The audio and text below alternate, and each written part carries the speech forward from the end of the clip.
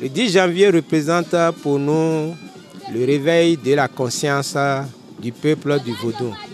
Et vous savez, je suis le secrétaire scientifique du laboratoire de biologie de l'intégrale du développement. Et le laboratoire, vous savez, est le cadre dans lequel les étudiants doivent être formés. Et pour en fait construire le profil de scientifiques qui sont venus apprendre à l'université d'Abomey-Calavi. Et c'est dans ce cas donc que nous avons organisé une sortie d'observation des Vaudous à l'endroit des étudiants de la licence 1, 2 et 3, c'est-à-dire la première année, et la deuxième année et la troisième année. Et cette initiative fait partie du projet d'animation des activités pédagogiques dans le cadre d'un cours que nous avons professé, les objets actuels de l'anthropologie et de la sociologie.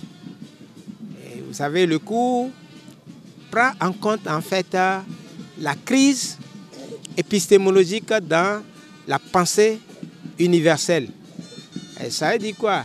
Il y a eu d'abord une première crise de la pensée cartésienne, c'est-à-dire la pensée française. Et cette crise a eu lieu aux États-Unis.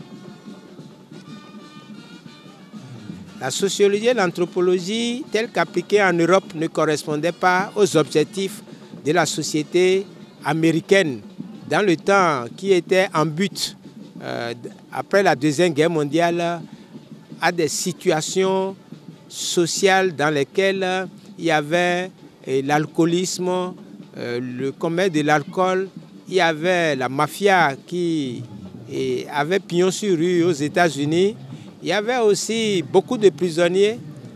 Et dans cette situation, les Américains ont adopté et adapté la sociologie aux objectifs, aux défis de la société américaine.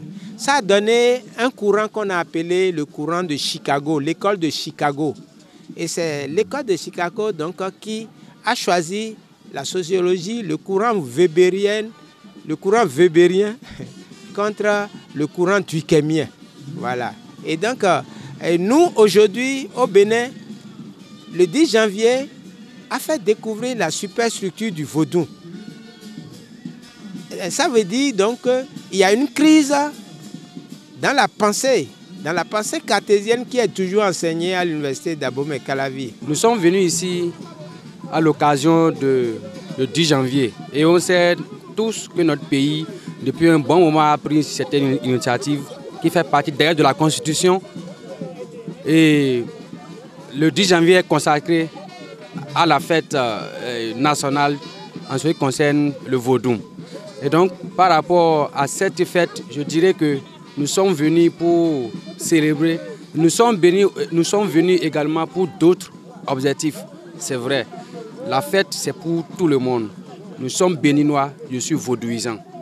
Et nous sommes ici aujourd'hui pour une sortie d'observation. Comme vous le savez très bien, le 10 janvier au Bénin, c'est une date très très primordiale pour manifester, pour être reconnaître à nos ancêtres, pour porter une reconnaissance à nos ancêtres qui depuis longtemps, grâce à ces objets, je vais dire, grâce à ce culte, ont su maîtriser l'Afrique, ont su maîtriser le Bénin, ont su défendre avec bravoure, détermination, le couleur national. Si on parle du Bénin aujourd'hui, c'est parce que ça n'était pas Dahomey.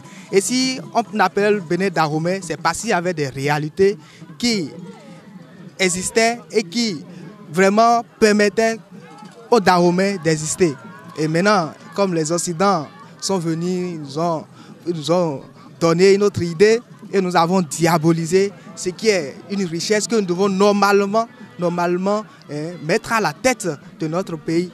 Et aujourd'hui, je reconnais que si réellement nous voulons un développement du Bénin, nous devons nécessairement faire retour au Vaudou. Sans le Vaudou, je ne crois pas qu'il peut y avoir un développement pour le Bénin. Nous devons nécessairement faire recours au Vaudou. Et c'est pour cela que je félicite énormément ce professeur pour cette initiative. C'est d'ailleurs la première.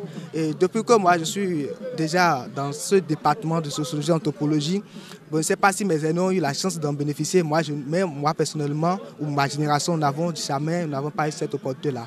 C'est grâce au professeur Raymond Assoba que nous avons eu cette opportunité. Et nous sommes au nom de mes camarades, nous sommes vraiment reconnaissants. Et nous lui demandons encore l'année prochaine de nous permettre de venir sur le terrain, de venir voir les réalités de chez nous, de venir être en contact avec les vaudous, de venir voir réellement les vaudous là, de démasquer le masque du diable que l'Occident nous a mis. Parce que quand on nous dit maintenant de vaudou, on croit que c'est le diable, c'est Lucifer. Or, c'est parfaitement le contraire.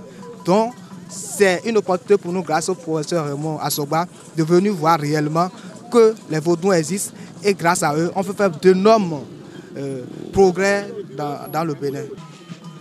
C'est une joie quand même, parce que c'est quelque chose qu'on n'a pas l'habitude de voir.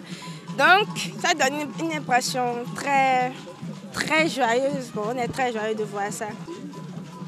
Bon, je suis venue sur le terrain, je suis un peu émue parce que, vu l'organisation de la fête du 10 janvier à Glo, ça n'a pas été facile. C'est un bon travail quand même. Nous sommes venus ici pour visiter, fêter, disons même fêter avec les frères.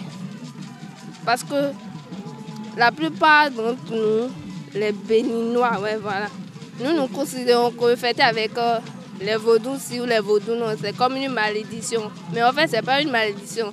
C'est vraiment partager notre culture, voilà, notre culture ensemble.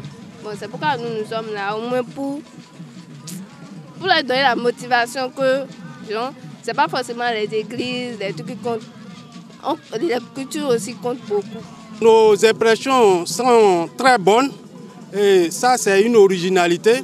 Pour la première fois, un professeur décide de faire venir les enfants, les étudiants au contact de nos réalités endogènes. Nous ne pouvons que saluer l'initiative.